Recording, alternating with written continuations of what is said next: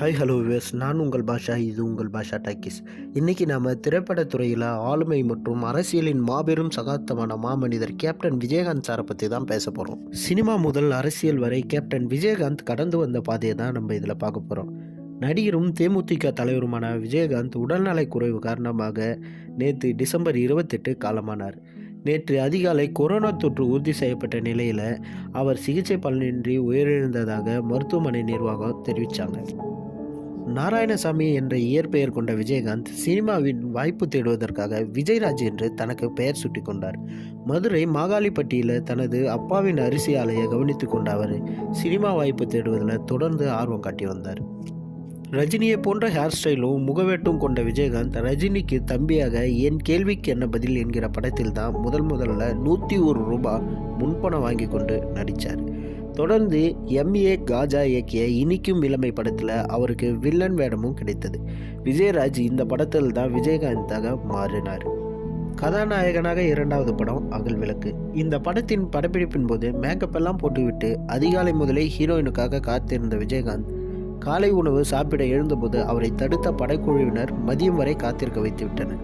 இதன் காரணமாகவே படப்பிடிப்பில் யாரும் பசியுடன் இருக்கக்கூடாது என்று தான் சாப்பிடும் அதே உணவை கடைநிலை பணியாளர்கள் வரை சாப்பிட வேண்டும் என்கிற முறையை கொண்டு வந்ததாக பின் நாட்களில் பேட்டி ஒன்றில் தெரிவித்திருந்தார் விஜயகாந்த். அது நம்ம எல்லாருக்குமே தெரிஞ்ச ஒன்று தான். விஜயகாந்த் சார் நடித்த முதல் 5 படங்கள் கை கொடுக்காத நிலையில் எஸ்.ஏ. சந்திரசேகர் இயக்கிய சட்டம் ஒரு இருட்டடை படம் சூப்பர் ஹிட் ஆனது. அதன் பிறகு விஜயகாந்த் சாருக்கு தொடர்ந்து ஏறுமுகம்தான். கருப்பு நிறத்தை வைத்து அவரை அவமானப்படுத்திய பல இயக்குநர்கள் அவரது ஆபீஸ் வாசலில் கால்ஷீட்டுக்காக காத்திருந்த நிலை உருவானது. சினிமாவில் அவருக்காக சிந்தித்தவர், கதை கேட்டவர், மேனேஜராக இருந்தவர் எல்லாம் அவருடைய நண்பர் இப்ராஹிம் ராவுத்தர் தான். சினிமா தாண்டி ஏழை எளிய மக்களுக்கு உதவியதையும் விஜயகாந்த் சார் தொடர்ந்து செய்து வந்தார். தன்னை தேடி வந்து உதவி கேட்பவர்களுக்கு இல்லை என்று சொல்லாத மனம் படைத்தவர் என்று அவருடைய பணியாற்றிய சக கலைஞர்களும் பலரும் இன்று வரை சொல்வதையும் பார்க்க முடிகிறது. இதனால தான் அவர் மாமனிதர் என்று வீடியோ முதலே நாம் சொல்லியிருந்தோம்.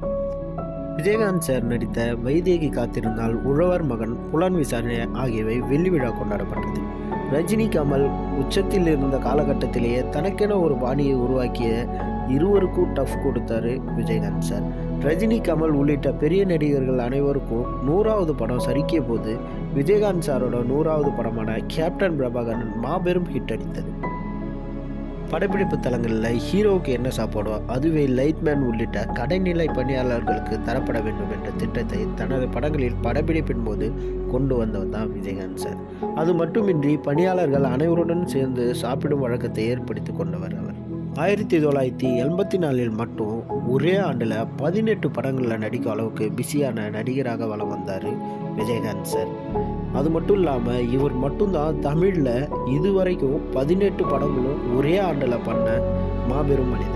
செந்துரப்பூவே படத்திற்காக தமிழக அரசின் சிறந்த நடிகருக்கான விருது பெற்ற விஜயகாந்த் சார் தமிழக அரசின் எம்ஜிஆர் விருது, கலைமாமணி விருது உள்பட பல விருதுகளை வாங்கியிருக்காரு. 1999ஆம் ஆண்டு நடிகர் சங்க தலைவராக தேர்ந்தெடுக்கப்பட்டார் விஜயகாந்த் சார். சிங்கப்பூர், மலேசியா உள்ளிட்ட பல நாடுகளில் நட்சத்திர கலை விழா உள்பட பல்வேறு நிகழ்ச்சிகளை நடத்தி அதுவரை இருந்த நடிகர் சங்கத்தின் கடனையும் அடைச்சிட்டார். மேலும் நலிந்த கலைஞர்களுக்கு பல்வேறு உதவிகளையும் செய்து வந்தார். நலிவடைந்த கலைஞர்களுக்காக உதவி செய்வதற்காக ஓய்வூதிய திட்டத்தை அறிமுகம் செய்து வைத்து பெரும் தொகையை அதுக்காக வங்கியில் டெபாசிட் செய்தார் இந்த மாபெரும் மனிதர். 2002ஆம் ஆண்டு காவிரி பிரச்சனை உச்சத்தில் இருந்தபோது அனைத்து நட்சத்திரங்களையும் ஒன்றிணைச்சு மாபெரும் போராட்டத்தை நெய்வேலியில் நடத்தி அரசின் கவனத்தை ரொம்பவுமே ஈர்த்தார்.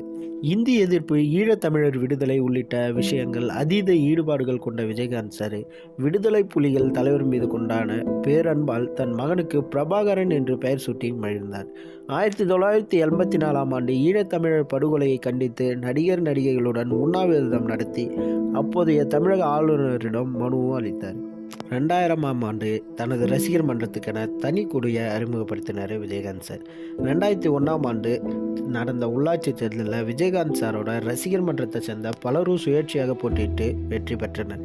இதுவே அவரது அரசியல் வருகைக்கு அஸ்திவாரமாக அமைஞ்சது. அதன் பிறகு வெளியான திரைப்படங்களில் தனது கட்சி கொடியை இடம்பெறச் செய்ததுடன் அரசியல் ரீதியான வசனங்களையும் இடம்பெறச் செய்தார் விஜயகாந்த் சார். 2005ஆம் ஆண்டு மதுரையில் மிகப்பெரிய மாநாடு ஒன்றை நடத்தி தனது தேமுதிக கட்சியை அதிகாரப்பூர்வமாக தொடங்கினார் விஜயகாந்த் சார். கட்சி ஆரம்பித்து ஒரே ஆண்டில் சட்டமன்ற தேர்தலில் 232 தொகுதிகளிலும் தனித்து போட்டியிட்டவர். விருதாச்சலம் தொகுதியில் அபார வெற்றியும் பெற்றார். அதுவரை யாருடனும் கூட்டணி வைக்காமல் தனித்து போட்டியிட்டு வந்த விஜயகாந்த் சார் 2011ஆம் ஆண்டு அதிமுகவுடன் கூட்டணி வைத்து 29 தொகுதிகளில் வென்று எதிர்க்கட்சி தலைவர் நாற்காலியை தக்க வச்சுக்கிட்டார். ஆனால் அரசியலில் மேற்கொண்டு செயல்பட அவரது உடல்நிலை ஒத்துழைக்கவில்லை என்று சொல்லலாம். மிகவும் சுறுசுறுப்பாக மேடை பேச்சுகள் என்பது அனல் பறக்கவிட்ட விஜயகாந்த் சார் உடல்நிலை மெல்ல மெல்ல மாற்றங்கள் தெரிய தொடங்கினார்.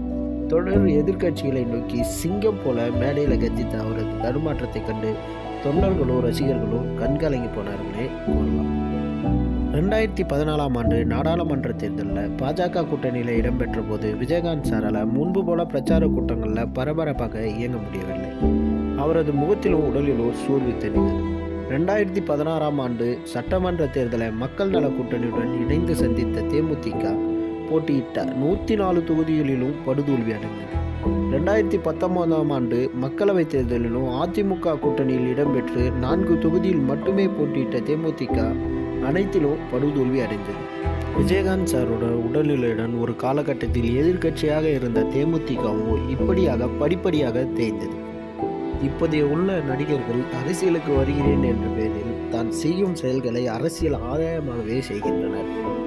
ஆனால் அரசியலில் இறங்குவதற்கு முன்பு இலவச திருமண மண்டபங்கள், ஏராளமான ஏழை ஜோடிகளுக்கு இலவச திருமணம், captain sports academy, little flower, பார்வையற்றோர் பள்ளிகளுக்கு நன்கொடை, இலவச கணினி பயிற்சி மையம் என எண்ணி நடந்தா உதவி செய்தவர் தான் நமது கேப்டன்.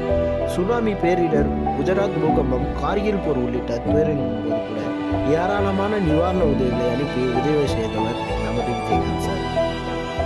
இவ்வாறு சினிமாவில் தனக்கென ஒரு பாதையையும் ரசிகர் கூட்டத்தையும் உருவாக்கி அரசியலில் தனி முத்திரை பதித்த விஜயகாந்த் சாரின் மறைவு அவரது ரசிகர்கள் மட்டுமின்றி ஒட்டுமொத்த தமிழகத்தையுமே பேரிழப்புக்கு உள்ளாகி இருக்கிறதா சொல்லணும். அந்த மாமனிதரின் ஆன்மா சாந்தியடைய இறைவனை பிரார்த்தனை செய்து கொண்டு மேலும் கேப்டனின் வாழ்க்கையை தெரிந்து கொள்ள இணைந்திருங்கள் பாஷா டாக்கீஸ். இன்று முழுவதுமே விஜயகாந்த் சாரோட வாழ்க்கையில் நடந்த சுவாரஸ்யமான விஷயத்தை பற்றி தான் பேச போகிறோம். அடுத்த வீடியோவில் உங்களை சந்திக்கும் வரையில் உங்களிடமிருந்து விடைபெறுவது உங்கள் பாஷா.